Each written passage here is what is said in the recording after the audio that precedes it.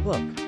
What if one workflow could research a topic, summarize sources, draft your article, and export a clean report while you sip coffee? In this episode of Tool of the Week, I'll show you a start-to-finish Gemini 2.0 pipeline for research, writing, and reporting that you can replicate in under an hour. Value. We'll set up project folders, create a research agent with guardrails, and define a source trace format so every claim is linked back to a document.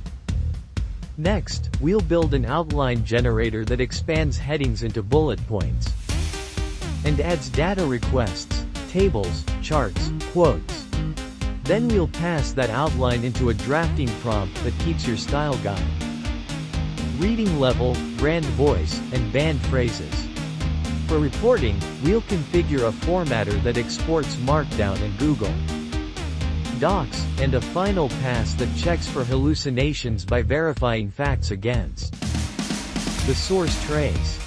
We'll also add a red team, checklist, bias, missing counterpoints, and compliance notes, so your content is publish ready.